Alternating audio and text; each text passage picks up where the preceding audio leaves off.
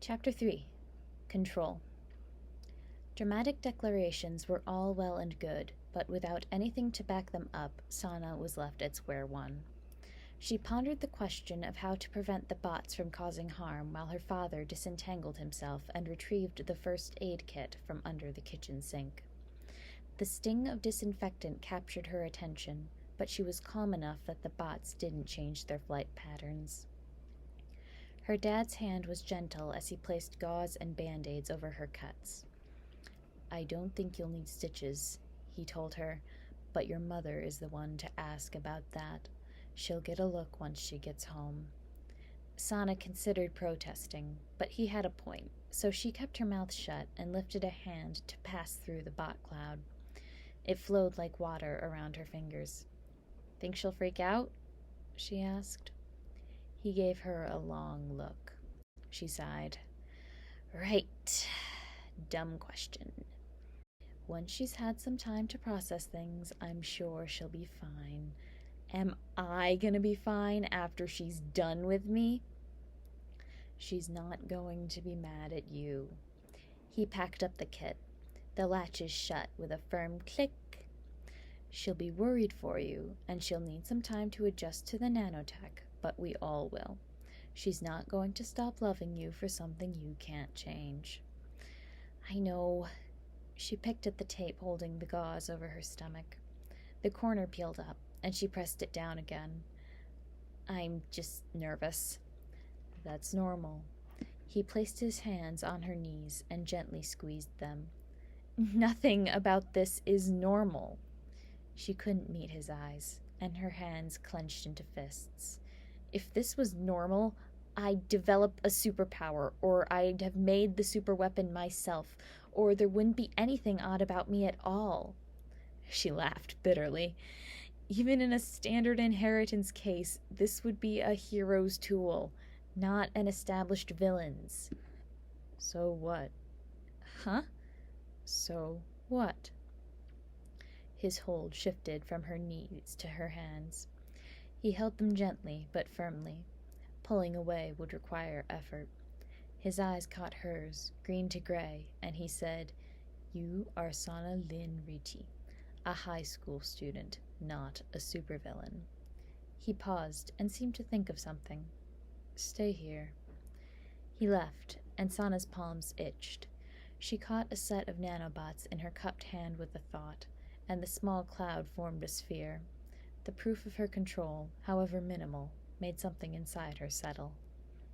The sphere became a fireball shape, then a smiley face, then a 20-sided die. None of the forms solidified. The concentration of bots was higher around the borders, but the shapes were still obviously fuzzy and mobile. That wasn't right. Lord Static's constructs were solid, near-perfect mimics of real objects. Sana should be capable of creating the same things. She forced the bots to condense and form them into a sphere again. The image of a solid ball formed in her head, and she gritted her teeth against the resistance she could feel and pushed the bots together. Blinding pain exploded in her head and chest, and the bots flew apart. Her vision went white. Everything tumbled head over heels, and the couch came up to meet the side of her head with a dull impact. She lay there, too dizzy to move. "Sana? Sana!" Oh, that was her dad. Her head wobbled in an attempt to rise, but didn't actually lift off the couch cushions. He came into view and lifted her into a vertical position. "What happened?" he demanded. The inside of her nose tickled, and her head swam. Her hand came up to wipe above her lip, and a deep red streak decorated the back when she pulled it away.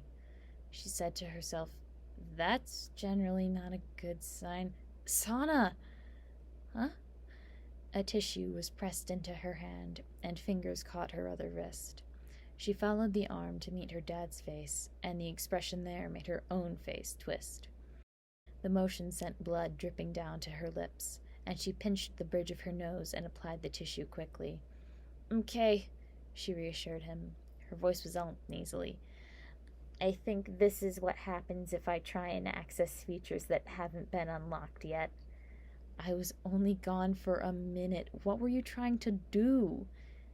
Constructs. I'm really starting at square one with these things. She felt a lot more scared than she sounded, but she'd been vulnerable enough for one day. I thought I could get rid of them more easily if they were all in one place. Her dad's head sagged, and all the tension in his body seemed to melt out through his shoulders. His grip on her wrist went slack. For a moment, Sana thought he would rest his head on her knees. Please don't do that again. I thought you died. I'm tempted to take you to the hospital to make sure you didn't have a stroke. No! She exclaimed with surprising vigor. I can't go to the hospital, Dad. Not while I'm like this. She waved at the bots, which flew in short bursts before bouncing off invisible walls as if to illustrate her point. I'm fine. Mom can deal with it when she gets home. You passed out and had a nosebleed. That's not something you should brush off. He grabbed her upper arm. Please, Sana, a hospital will immediately turn a shell-shocked teenage girl surrounded by a supervillain's signature technology over to people who will make a lab rat out of her. Mom can handle it, and I feel fine. Her vision had yet to restabilize, but he didn't need to know that. He didn't look convinced. You swear to me you're all right. It won't happen the next time I turn my back? Believe me, that was a lesson I don't want to repeat. The nosebleed still hadn't stopped, as proven when Sana readjusted the tissue and another gush of blood escaped. Would you mind distracting me? This isn't as fun as it looks. He looked into her eyes and, satisfied with what he found, reached for the holster on his hip. It released a short black-bladed knife with a brown hilt, and he held the weapon horizontally between them. What is this? He asked. Sana was familiar with this specific tool. Your combat knife. What is it used for? Combat. An unsaid, duh, hung in the air. The brief flicker of amused annoyance that crossed her father's face smoothed into his teacher tone unfairly quickly. Yes, combat. What else can it be used for? For example, how would you use it if you didn't need to fight? Think outside the box. He flipped it vertical and tapped Sana's nose with the flat side of the tip. Invitations like that were meant to be taken, so Sana relinquished her hold on the tissue to grasp the weapon. The hilt met her palm. The knife had a good heft and balance, and she lifted it so her eye reflected in the blade. Letter opener, she stated. Unsafe screwdriver. Hammer. Paperweight. She hummed, then sighed and lowered the knife. Cooking utensil, but that's obvious. My point has been made. He took the knife back and put it away. Sana watched it go. The movements were practiced, even with a single hand. A knife is a tool with many uses apart from the obvious. You would use it differently than I would because we have different needs. Sana finished his thought. And the nanotech is a tool as well. That's my girl. He rested a heavy, calloused hand on the top of her head and gave her hair a friendly ruffle. There is nothing good or evil in those bots. Nothing heroic or villainous, I should say. Heroism, neutrality, and villainy are human concepts through and through. I'm not saying to go power mad and start robbing banks or plotting world domination. Dad, I'd never! But whatever you do with them while they're in your possession, it's you who's in charge, not Lord Static. Got it? She nodded, bit her lip, and shook off the hand on her head. He didn't actually encourage me to be a villain. Just told me he didn't want me to die because of the bots. Who? Lord Static? He took the opportunity to slide onto the couch next to her, and she wormed her way under his arm. Mm-hmm. She raised a hand and made a few of the nanobots trailed behind her finger. It felt more akin to dancing than writing or drawing. Dancing. She shelved the thought for later. Said he had too much to answer for. Did he say anything useful?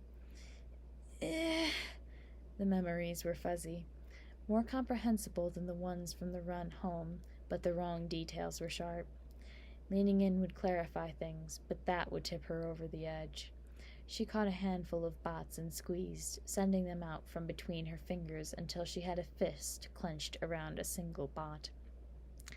He has safe houses somewhere he wanted me to find. It's thoughts and emotions that control the nanotech. I think he suggested meditation? Or something like that. She released the bot and brought the whole cloud in front of the couch in a loose sphere.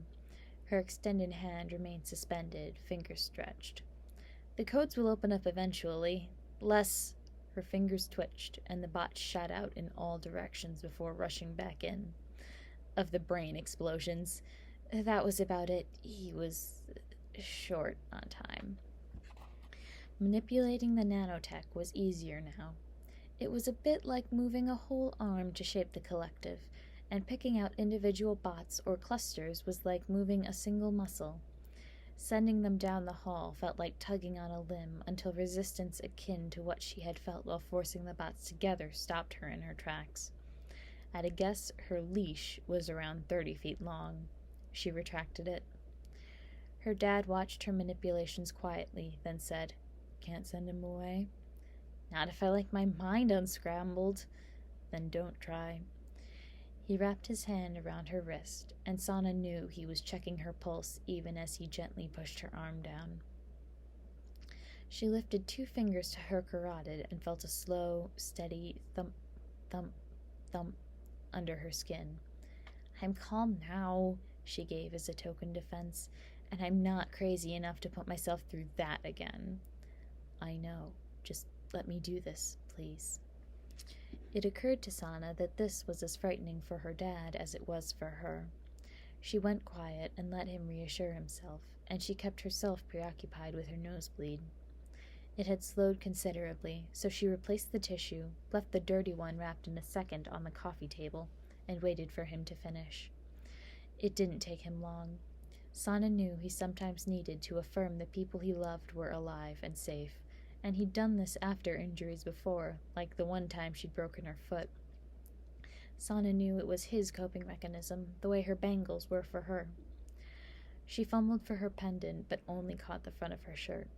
That was right. She'd broken it earlier. The thought saddened her, but there was nothing to be done. With any luck, the charm had survived what the chain had not. Fused glass was durable, so the odds were pretty good. She closed her eyes to organize her thoughts. Facing the bathroom would be too much for right now. She'd ask her dad to collect what he could salvage once he left the couch. Her mom wouldn't be home for several hours. Her body didn't end where it should. She was moving, but every part of her body was still. It made her twitchy. Her dad squeezed her hand. "Do you want me to guide you through a meditation?" he asked. "Sure." She didn't open her eyes. "Then let go of my hand. You'll have to relax all the way for this to be effective.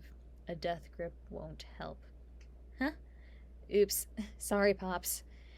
Guess he meant they were doing this now. Her knuckles had gone white from how tightly she had clutched his fingers. Stiffness lingered even after she let go.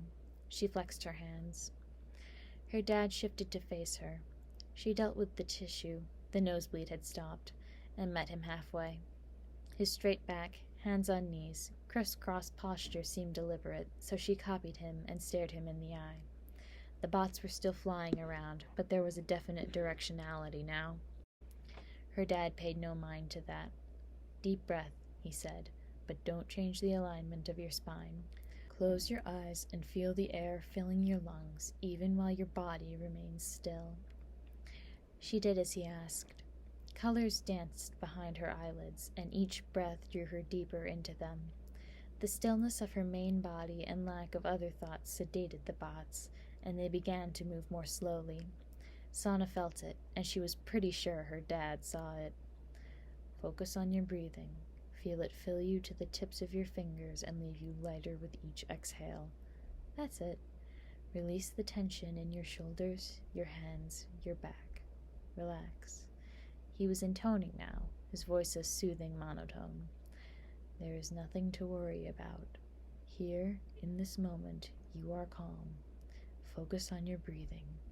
In, out, in, out. Keep that rhythm now." The bots were slowing to a crawl, and Sana's mind had gone sluggish.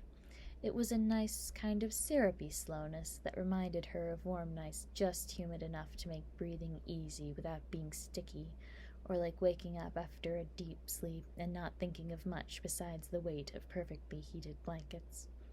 She wasn't sleeping, she was settling. Her mind went peacefully blank except for the play of oxygen in her chest. The bots went still.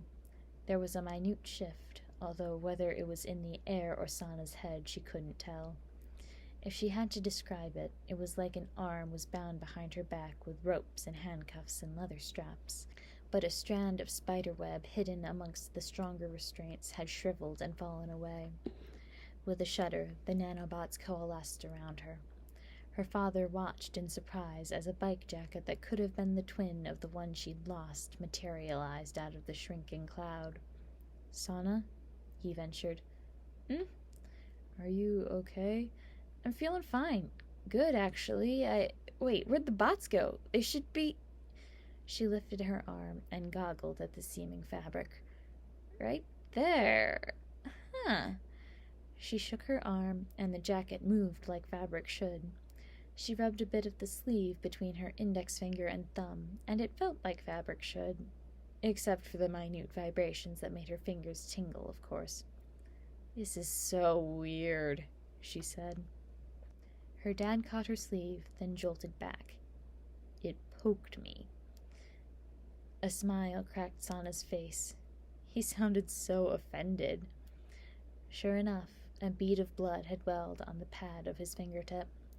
"Don't do that," Sana scolded the jacket. "Not to my friends, not to my family. If a stranger grabs you and I'm not around, then you can defend yourself. Got it?" Given how often she scolded her computer and soldering iron, she only felt a little stupid. The buzzing she could feel along her arms now that she was paying attention changed frequency, as though remorseful. It wasn't the most frightening thing they'd done, so she didn't think her dad needed to know. "I think you can touch now," she told him instead. Nobody could call Niccolo Ricci a coward. He pinched the mimicry of fabric at a point by the center of Sana's forearm. Nothing happened. "What do you know? Nice job." "Thanks." She closed her eyes and pictured the bots dispersing. The image kept slipping away or altering itself, but she quickly got a grasp on it. The jacket quivered throughout the process, then disintegrated in a burst, and the clouds swirled around her. The hint of a fraying rope flitted through Sana's mind. She focused on stillness again, and the jacket rematerialized. She ran through the exercise twice more, getting quicker each time. "Okay," she said after the last formation. "I think I've got a handle on it. It's actually pretty simple." Could you do it in a crisis? Because of course that was where his brain went. With practice, most likely. It's simple, not easy. She let them go, but kept a small batch hovering over her hand. "I'll have to keep them hidden more often than not, so I'll have to get the still thoughts down pat." The kept cluster flowed over to her dad, who eyed it warily. "I have control," she reassured him, "at least of these, and it's not like I'm planning to do anything dramatic with them." The hairy eye he sent at the bots around her made her chuckle nervously. In truth, if the bots chose to rise in rebellion against their incompetent new master, they were both kind of hosed. She suspected he knew that already. No wonder he was so on edge. She called the bots back, and, sure enough, her dad noticeably relaxed. She took the jacket off and held it out to him. He took it. "What's this for?" he asked. "Can you carry them down the hall? I want to run that test I mentioned earlier." And if it got him more used to her new attachments, so much the better. That separation attempt was a dud, too. In fact, it was worse than the first go. What had been a stretch at 30 feet was a needle in her heart at 15, and she called her dad back before he could go any farther. The feeling only went away once she draped the jacket over her shoulders. They both needed a break after that. If her dad got any more stressed, he might do something drastic. Fortunately, it was late enough to start preparations for an early dinner. Sana feigned the beginnings of hunger and offered to help. Throwing spices across the kitchen and chopping romaine for a Caesar salad was exactly what the doctor ordered. By the time the meal had been consumed and the dishes washed, Sana felt comfortable enough to retreat to her room and wait for her mother to come home. She draped the jacket over the back of her chair before starting on her homework. Progress was slow, but forward. Even so, by the time she'd finished 3 of 4 assignments, she was starting to wiggle in her seat and tug on her hair. She needed a break, and she knew just the activity. She made it to the workshop door before a sharp pang in her chest made her pause. A buzzing cloud engulfed her, and she shut her eyes. The meditation exercise from earlier kept the panic at bay, and once she established conscious control again, she tied the jacket around her waist and continued on her endeavor. The hinges were well oiled. Sana's responsibility. She slipped in and turned the light on. Battered, once white slip-on sneakers rested by the door, and she toed them on, then surveyed her domain. The room housed 2 desks, each against opposite walls. One desk was little more than a card table that had paper in various sizes, scissors, a printer, and a cup of writing implements placed haphazardly across its surface. The other desk, a sturdy wooden L-shaped thing, held boxes of multicolored glass in varying sizes in the corner, a crude jig in the center, and a microwave with a pair of thick fawn-colored work gloves on top to the left of the longer section, while the smaller leg of the L held a half-filled gallon of distilled water and a grinder. Behind the jig, glass cutters, bottles of chemicals, a soldering iron, and solder were lined up in an orderly row. The whole setup was painstakingly neat. Looking at each desk in isolation, it would be easy to think 2 people used the room. That may have been true a year ago, but not so much now. Sana had taken over pretty much completely. Still, old organizational habits died hard. Sana pulled her hair into a stubby ponytail and tugged on one of the gloves, then paused to evaluate her mental state. She felt jumbled and too full, like a shaken soda can. If the bots had been active, they'd have been flying in every direction imaginable at high speeds. She looked at the box of glass with longing. It wasn't safe. Masks, safety glasses, leather gloves, and long pants were all well and good, but a person's mental state was equally as important during glassworking. In Sana's condition, she'd be lucky to get away without slicing her wrist open. With immense effort, she put the gloves back and sat down at the planning table. Her hands ached with the desire to score and snap, so she flexed them a few times and reached for a ruler and a pencil. The scratch of graphite on paper made a poor substitute for the smooth resistance and scrit sound caused by a glass cutter. Still, she persisted, and designs spilled from her fingertips. By the time she'd slipped out of her hyperfocus, her head was clear, papers littered the floor, and night had fallen. She leaned back in her chair and blew out a long breath. Her body came back, and a pinch of tension and dry mouth made themselves known. The jacket bunched oddly around her hips, so she released it to its loose form. The buzzing was much fainter after a few hours of rest and acclimation, and it almost sounded like a purr. Her dad had turned the lights on, which was kind of him. Sana headed to the kitchen. He was in there already. From the sound of the sink, he was scraping something off a piece of cast iron. "Hi, honey," he called without turning around. She grabbed the seltzer from its place on the counter and said flatly, "Salmonella." "What?" "I have salmonella. Nothing too awful, but going anywhere is a terrible idea. Nobody should be in my vicinity except you and Mom for the next however long we need, because Mom is a doctor and you love me no matter how disgusting I may be at this unfortunate time." She said it all in one breath, then gave him an embarrassed smile when she saw his perturbed expression. "I consider Listeria in E. coli, but I think salmonella will be more believable." Her father rubbed his forehead as if trying to ward off a headache. "Let's go with it. I'll stay home to make sure you don't get worse." "That's the idea." Why are you helping our daughter pretend to have food poisoning? Oh. Sana's mom had walked in the door. Sana threw a glance at the clock and, yep, right on time. Diane Ricci was a slight woman who made up for her diminutive stature with sheer force of personality. That personality had flown out the window at her first look at her daughter. She stared goggle-eyed at the nanotech. Well, that cat was out of the bag. Sana gave her a sheepish grin. Hi, Mom. So, something unusual happened on the way home from school. Do you want the good news or the bad news first? She was not to be deterred. She marched up to her daughter and took her face in her hands. Sana Lynn Ricci, what the hell is going on? Sana tapped her wrist in surrender, and she let go. Good news, then. Lord Static is no longer a threat to the fair people of Calabria. He saved my life. Her falsely chipper voice fell. I couldn't save his. What do you mean? Tell me! She exclaimed when Sana hesitated. There was no good way to put this. He's dead. I was there. Because I was there, I fought a hellhound. Because I fought a hellhound, he lived a little longer. Because he lived a little longer, he saw and spoke to me. Because he saw and spoke to me, I had his technology.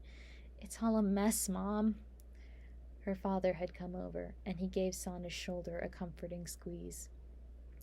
Let's take this to the dining room table. Sana's hurt, and she had some kind of attack earlier. I want your diagnosis. That tone, gentle as it was, brooked no argument, and at the revelation of Sana's less than healthy state, her mother switched from concerned parent to concerned doctor. Symptoms? She asked. Her dad reported fainted and a nosebleed, dizziness afterwards, and she was a bit out of it when I came in. That cleared up within a few seconds. Pulse normal after a few minutes. It came on fast, whatever it was. Sana? Sharp, sudden pain in my chest and head faded quickly. Momentary LOC. Weakness, confusion, dizziness after the initial spike. Nosebleed, minor. No head injury resulting from the LOC. Attack caused by pushing too far with the nanobots. The symptoms were rattled out quickly and clinically. Sana's mom had trained her spouse and daughter well. The nosebleed makes it sound like an urgent hypertensive crisis, but you said it only lasted for a few seconds?